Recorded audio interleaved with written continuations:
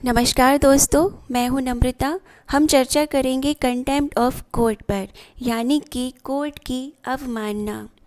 ये Indian polity का बहुत ही इम्पॉर्टेंट टॉपिक है और साथ ही साथ करंट इश्यूज़ का भी। हाल ही में प्रशांत भूषण केस के मामले में सुर्खियों में भी है। तो क्या है ये, हम विस्तार से जानेंगे इसको। क्या हमारी डेमोक्रेसी खतरे में है? क्या सुप्रीम कोर्ट को इतना पावर है कि वो अभिव्यक्ति की स्वतंत्रता को भी छीन सकता है? क्या हम किसी भी इंस्टीट्यूशन के बारे में कुछ नहीं कह सकते? तो ये सारी चीज़ें, सारे क्वेश्चंस क्लियर होंगे इस वीडियो के अंत तक। बने रहिए मेरे साथ। चलिए शुरू करते हैं, बैकग्राउंड देखते हैं। सबसे पहले ये है प्रशांत भूषण जी। ये लॉयर और एक्टिविस्ट हैं, सुप्रीम कोर्ट में ये लॉयर हैं। इन्होंने कुछ दिन पहले एक ट्विटर हैंडल से ट्वीट किया कि जब भी हिस्ट्री लिखी जाएगी पिछले 6 सालों की, तो ये देखा जाएगा कि किस तरह से हमारी डेमोक्रेसी को चोट पहुंचाई गई है बिना किसी फॉर्मल इमरजेंसी के, और वो भी सुप्रीम कोर्ट के द्वारा, जिसमें 4 मुख्य न्यायाधीशों का बहुत ही अहम रोल रहा है या भूमिका रही है। तो इन्होंने ये ट्वीट किया था। उसके बाद इन्होंने देखा कि हार्ले डेविडसन पर सवार होकर बोबड़े जी आ रहे हैं, जो कि चीफ जस्टिस ऑफ इंडिया है। तो इनसे फिर से नहीं रहा गया, इन्होंने ट्वीट कर दिया। इन्होंने अपनी दूसरी ट्वीट में कहा कि भारत के मुख्य न्यायाधीश 50 लाख रुपए की मोटरसाइकिल, एक सुपर बाइक चला रहे हैं, और जो कि एक बीजेपी के लीडर से बिलोंग करती है। साथ ही साथ बिना किसी मास्क के और हेलमेट के हैं, और वो भी उस वक्त जब सुप्रीम कोर्ट लॉकडाउन मोड में है। सिटीजन्स को उनके फंडामेंटल राइट्स भी नहीं मिल रहे हैं। तो इस तरह के ट्वीट्स किए गए इनके द्वारा। इनको संज्ञान में ले लिया गया। जज ने कहा कि इनके जो ट्वीट्स हैं वो सफिशिएंट है इन पर ट्रायल करने के लिए। तो प्राइमा फेसी कंटेम्प्ट इनके ऊपर लगाया गया। प्राइमा फेसी का मीनिंग ही यही होता है कि पहली नज़र में ही अगर आपको कोई एविडेंस मिल जाते हैं और वो सफिशिएंट होते हैं ट्रायल करने के लिए, उसको कहते हैं। तो इन्होंने कहा कि सुप्रीम कोर्ट ऑफ इंडिया ने कहा कि इन पे जो केस लगाया गया है वो स्वतः संज्ञान ही रजिस्टर किया गया है, suo motu against Prashant Bhushan. अब हम देखेंगे कि स्वतः संज्ञान और ये मतलब कि किस तरह से ये केस को रजिस्टर किया जाता है, कंटेम्प्ट ऑफ कोर्ट को। तो इसके 3 तरीके होते हैं। सुओ मोटो यानी स्वतः संज्ञान में ले लेना, या फिर भारत के अटॉर्नी जनरल या फिर सॉलिसिटर जनरल के द्वारा पिटीशन लगाई गई हो कोर्ट में, या फिर कोई भी व्यक्ति ये पिटीशन दायर कर सकता है। लेकिन क्रिमिनल कंटेम्प्ट के केस में सिर्फ अटॉर्नी जनरल और सॉलिसिटर जनरल के एसेंट लेकर ही करा जा सकता है, यानी लिखित में इनकी स्वीकृति होना अनिवार्य है। इनकी स्वीकृति के बिना ये कंटेम्प्ट ऑफ कोर्ट का जो पिटीशन है क्रिमिनल कंटेम्प्ट का, ये हम नहीं लगा सकते। लेकिन प्रशांत भूषण जी के केस में क्या हुआ है, मध्य प्रदेश जबलपुर हाई कोर्ट की एक लॉयर है महक माहेश्वरी जी। इन्होंने ये पिटीशन लगाई कोर्ट में। इन्होंने कहा कि हार्ले डेविडसन जो सुपर बाइक चला रहे थे बोबड़े जी, उनके खिलाफ़ प्रशांत भूषण जी ने जो ट्वीट किए हैं वो गरिमा को कम करते हैं कोर्ट की। तो कोर्ट ने ये स्वतः संज्ञान ले लिया।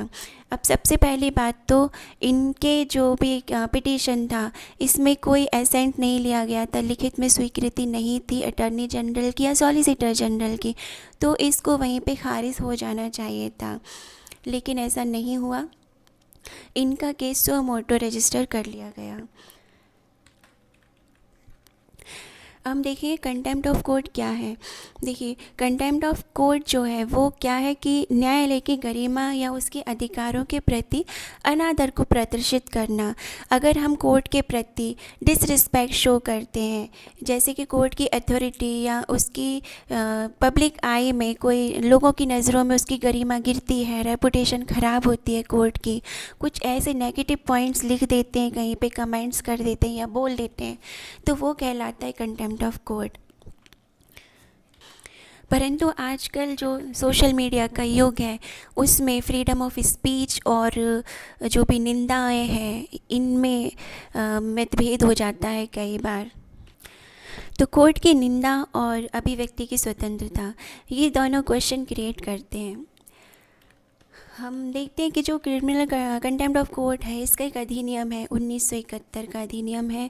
इसमें कुछ पावर दिए गए हैं कोर्ट को खुद को ही पनिशमेंट करने के लिए या फिर उनके सबऑर्डिनेट कोर्ट को पनिशमेंट करने के लिए। तो आर्टिकल 129 जो है भारतीय संविधान का, ये सुप्रीम कोर्ट को पावर देता है कि वो स्वयं को ही पनिशमेंट दे, सज़ा दे सकता है कंटेम्प्ट की। और आर्टिकल 142 सुप्रीम कोर्ट को इन्वेस्टिगेट करने का और पनिशमेंट करने का पावर देता है कंटेम्प्ट के विषय में किसी भी व्यक्ति को। साथ ही साथ आर्टिकल 215 हाई कोर्ट को पनिशमेंट देने के पावर रखता है कंटेम्प्ट के विषय में।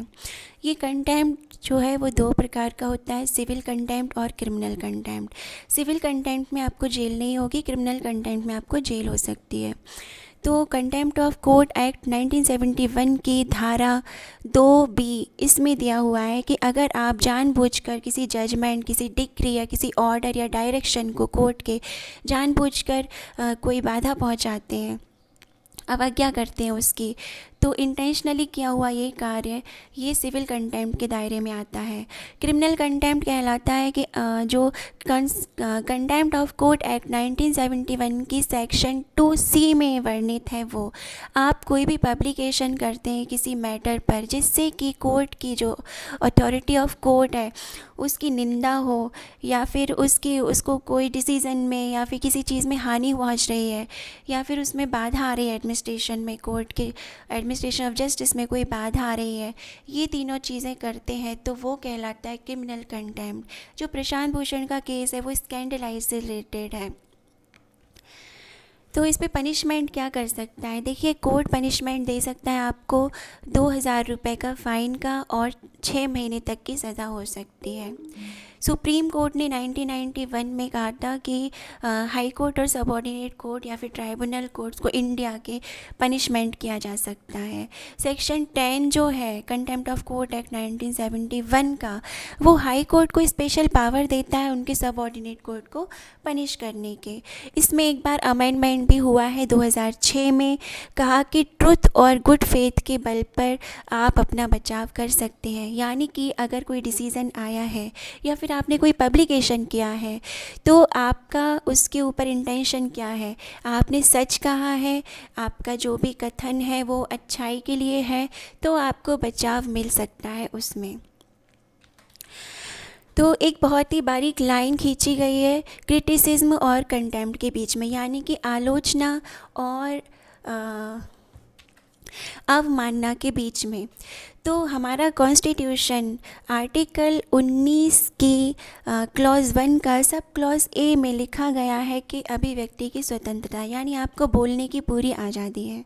साथ ही साथ आर्टिकल 19 उसी आर्टिकल की क्लॉज़ 2 में लिखा गया है कि आपको कुछ पाबंदियां हैं, यानी लिमिटेशंस भी दी गई हैं। देखिए, आर्टिकल 19 के 1A में कहा गया है कि आपको बोलने की स्वतंत्रता है, आप कुछ भी कह सकते हैं, लेकिन आर्टिकल 19 का 2 क्लॉज कहता है कि भले ही आर्टिकल 1A में कुछ भी लिखा हो, लेकिन आप कोर्ट के बारे में कंटेम्प्ट ऑफ कोर्ट नहीं कर सकते, कोई भी इससे रिलेशन में कोई भी ऐसी बातें नहीं कर सकते जिससे कि मान हानि हो या कोई भी कोर्ट के डिसीज़न को या कोई ऐसा ऑफेंस माना जाएगा अगर आप कंटेम्प्ट ऑफ कोर्ट करते हैं, यानी कि लोगों की नज़रों में गिराते हैं, उसकी मान हानि होती है। कुल मिला के 19 के 1 में कहा गया है कि आपको स्वतंत्रता है और 19 में आपको लक्ष्मण रेखा खींच दी जाती है कि आप किस हद तक कह सकते हैं, राइट। अब there must be balance between, किस किस के बीच में बैलेंस बना के चलना होगा, राइट टू स्पीच और कोर्ट का जो पावर है उसके बारे में। कोर्ट के पावर, कोई भी चीज़ में कोर्ट पनिश करता है तो उसके बारे में आप क्रिटिक्स करते हैं तो उसमें एक तालमेल बना के रखना पड़ेगा आपको कि आप अपनी लक्ष्मण रेखा को क्रॉस ना कर जाएं। जुडिशरी भी दूसरी इंस्टीट्यूशंस की तरह क्रिटिसिज्म के दायरे में आती है ना, लेकिन हमें ये ध्यान में रखना होगा कि लोगों की नज़रों में उसकी इमेज को कम ना किया जाए, क्योंकि जुडिशियर जो है वो सुप्रीम कोर्ट है जैसे कि हमारी, वो सुप्रीम है, कॉन्स्टिट्यूशन का रक्षक भी है। तो हमें इस चीज़ का ध्यान में बहुत अच्छे से रखना पड़ेगा।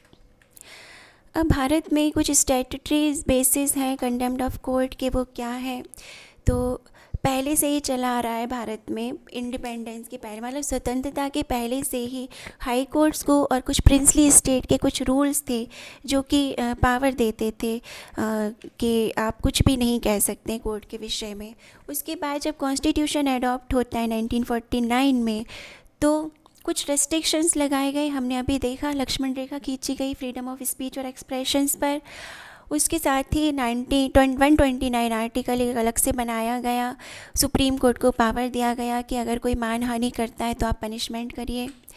और 215 सुप्रीम कोर्ट की जगह हाई कोर्ट को भी पावर दिए गए कि हाई कोर्ट भी पनिशमेंट कर सकता है इसी से संबंध में। तो ये दोनों आर्टिकल बहुत इम्पॉर्टेंट हैं, 129 और 215 एग्ज़ाम्स में आ सकते हैं ये। फिर उसके बाद 1971 में एक पूरा का पूरा अधिनियम बना दिया गया, कंटेम्प्ट ऑफ कोर्ट एक्ट। अब क्या क्या कंटेम्प्ट ऑफ कोर्ट नहीं है? अगर हम कोई फेयर और एक्यूरेट रिपोर्ट करते हैं जुडिशल प्रोसीडिंग की, यानी कि जो भी प्रोसीडिंग चल रही है उसके बारे में सच और एकदम सटीक जानकारी अगर देते हैं, तो वो कंटेम्प्ट ऑफ कोर्ट के दायरे से बाहर होगी। साथ ही साथ कोई फेयर क्रिटिसिज्म यानी कि कोई पॉजिटिव बातें बोलते हैं तो वो भी नहीं मानी जाएगी कि कंटेम्प्ट है। कोई इनोसेंट पब्लिकेशन करते हैं या डिस्ट्रीब्यूशन करते हैं कुछ मैटर्स का, तो वो भी नहीं कहलाया जाएगा कि आपने कंटेम्प्ट ऑफ कोर्ट किया है। हमने देखा अभी तक कि कंटेम्प्ट ऑफ कोर्ट क्या है, हमने देखा उसके टाइप्स, हमने उसकी इम्पॉर्टेंस देखी। और अब हम चलते हैं वापस केस की तरफ कि जो प्रशांत भूषण का केस है वो क्या है एक्चुअली, उसकी स्टार्टिंग और एंडिंग अब क्या है। तो 24 जुलाई को जब उनके ट्वीट्स उन्होंने पढ़े या फिर जो पिटीशन लगाई गई जबलपुर कोर्ट के द्वारा एडवोकेट के द्वारा, तो 3 जजेस की बेंच बैठी, अरुण मिश्रा, BR गवाई और कृष्ण मुरारी के 3 जजों की बेंच बैठी। और उन्होंने प्राइमा फेसी के बल पर प्रशांत भूषण के खिलाफ जो ट्विटर हैंडल्स उन्होंने उनके ट्वीट्स थे, उन्होंने कहा कि ये एडमिनिस्ट्रेशन को डाउन करते हैं जस्टिस की और डिग्निटी कम करते हैं सुप्रीम कोर्ट की। तो और chief justice of supreme court है, उनकी रेपुटेशन को भी ख़राब किया गया है प्रशांत भूषण जी के द्वारा। तो उनको एक नोटिस भेजा गया, 25 पेज का एक नोटिस भेजा गया। कहा कि स्वतः संज्ञान हमने आप पर contempt of court, criminal contempt दर्ज कर लिया गया है। उसके जवाब में प्रशांत भूषण ने 142 पेज का एक काउंटर एफिडेविट भेजा। उन्होंने कहा कि मेरा इरादा कोई ये नहीं था कि मैं सुप्रीम कोर्ट का या चीफ जस्टिस ऑफ इंडिया के अगेंस्ट में या उनकी लोगों की नज़र में उनकी इमेज को डाउन करूं। मैंने एक सिटीज़न के बल पर ये सारे ट्वीट्स किए हैं क्योंकि मुझे लग रहा था काफ़ी समय से सुप्रीम कोर्ट अपने कार्य ठीक से नहीं कर रही है।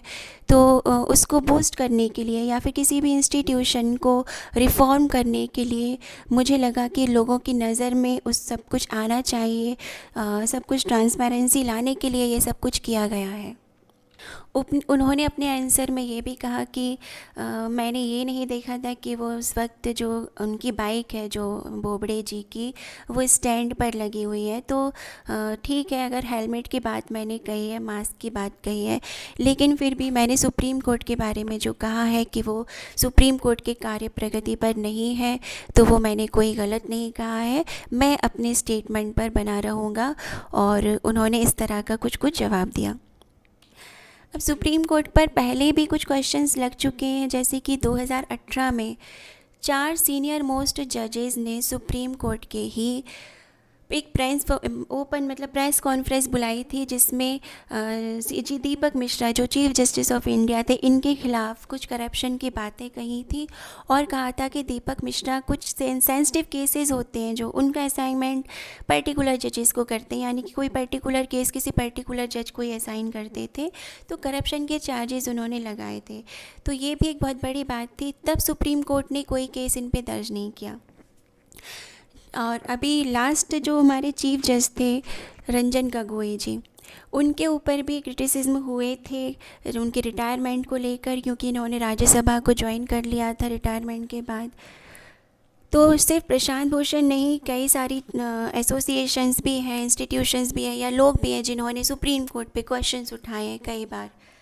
जैसे सुप्रीम कोर्ट बार एसोसिएशन है, चाहे supreme court advocate on record association हो, या फिर रिटायर्ड जज मदन लोकुर या फॉर्मर CJI AP शाह हो, इन्होंने भी सुप्रीम कोर्ट को उनके फंक्शंस को लेकर कमेंट कर चुके हैं। इन्होंने कहा है कि सुप्रीम कोर्ट कुछ समय से अपने कार्य ठीक से करने में नाकाम रही है।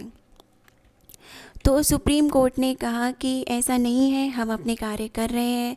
23 मार्च से लेकर के 4 अगस्त तक हमने करीब 879 सिटिंग्स की हैं, इतनी बैठकें हो चुकी हैं, जिसमें से 12,748 मैटर पर सुनवाई भी हो चुकी है। और उसमें प्रशांत भूषण जी खुद मौजूद भी थे, उन्होंने भी देखा है कि कोर्ट कार्य कर रही है, और एज ए लॉयर ही नहीं बल्कि एक केस के सिलसिले में भी वो कोर्ट में पेश हुए थे। तो इसका कंसेप्ट कहाँ से आया है? कंटेम्प्ट ऑफ कोर्ट का ये सदियों पुराना है। इंग्लैंड में जब राजा महाराजा अपने डिसीज़न सुनाते थे तो लोग उनकी बातों को मतलब भगवान की बात मानते थे। बाद में किंग ने अपना एक जजेस का पैनल बना दिया। फिर अगर कोई जजेस का वायलेशन करता था तो वो कंसीडर किया जाता था कि वो राजा का ही वायलेशन है इनडायरेक्ट वे में। बाद में ये प्रैक्टिस बहुत प्रचलन में आ गई। जज का डिसोबीडिएंट करने पर या फिर उसकी अवज्ञा करने पर सज़ा देने लग गए, तो ये प्रथा बनती चली गई। तो ये भारत में भी अप्लाई की गई। इंग्लैंड में 1930 में ये सारी की चीज़ें ख़त्म कर दी गई हैं, एबॉलिश कर दिया गया इस एक्ट का, कंटेम्प्ट एक्ट का। लेकिन भारत में लॉ कमीशन की 274वीं रिपोर्ट थी 2018 में, कहा कि बहुत सारे केसेस पेंडिंग में हैं। 1 जुलाई 2016 से लेकर के 30 जून 2017 तक एक साल में 586 केस पेंडिंग में थे रिगार्डिंग दिस कंटेम्प्ट। तो इसको अभी एबॉलिश करना इतना आसान नहीं है या फिर नहीं करना चाहिए, तो लॉ कमीशन ने इसको कंटिन्यू करने का सजेशन दिया था। अब हम बात करते हैं कुछ सुप्रीम कोर्ट के बारे में, जैसे कि पहले रंगनाथ मिश्रा थे, उसके बाद उनके ही रिलेटिव थे दीपक मिश्रा, उसके बाद अब अरुण मिश्रा जी भी हैं। तो हमने देखा कि सुप्रीम कोर्ट में भी अपने रिलेटिव्स को आगे बढ़ने का मौका दिया जाता है, जो कि बहुत गलत है। डेमोक्रेटिक कंट्री में तो बहुत गलत है, और वहाँ पर जब सुप्रीम कोर्ट इतनी पावरफुल अथॉरिटी है, इंस्टीट्यूशन है, उधर भी ये चीज़ें होंगी तो डेमोक्रेसी कहाँ रही फिर। और हमारे जो पूर्व अटॉर्नी जनरल है सोली सोराब जी, उन्होंने भी कहा है कि कोर्ट ओवर रिएक्ट कर रहा है। उन्हें प्रशांत भूषण को एक मौका देना था, सॉरी बोलने के लिए नहीं, बल्कि उनके द्वारा जो कथन किए गए थे उनको साबित करने का मौका देना था, उसके बाद कोई डिसीज़न देना था। लेकिन कोर्ट ने पहले डिसीज़न दे दिया कि हम आपको पनिशमेंट देंगे, आप सॉरी बोलिए, तो ये भी एक गलत है। प्रशांत भूषण एक एक्टिविस्ट हैं, वो पब्लिक इंटरेस्ट में कई ऐसे मुद्दे पब्लिक के जो हित में रहते हैं वो उठाते ही रहते हैं। तो फाइनली हम एक्सपेक्ट करते हैं कि ये जो सुनवाई होगी तो फंडामेंटल क्वेश्चन क्रिएट करती है लॉ और डेमोक्रेसी के बीच में, क्या सच की जीत होती है या कंटेम्प्ट ऑफ कोर्ट की होती है ना। तो देखना होगा हमें कि जो भी डिसीज़न आता है इसका, उससे डेमोक्रेसी का हनन ना हो, डेमोक्रेसी डिस्ट्रॉय ना हो, लोगों की जो अभिव्यक्ति की स्वतंत्रता है वो ख़त्म ना हो, और न्याय का गर्भपात ना हो इसमें, तो कोई भी रॉन्गफुल डिसीज़न ना आ जाए। हमारे देश में सुप्रीम कोर्ट का स्थान बहुत ऊंचा है, जजेस की सब रिस्पेक्ट करते हैं, तो सुप्रीम कोर्ट को एक फेयर और एक नेचुरल जस्टिस करनी होगी, अन्यथा ये एक बहुत बड़ा मुद्दा बन जाएगा।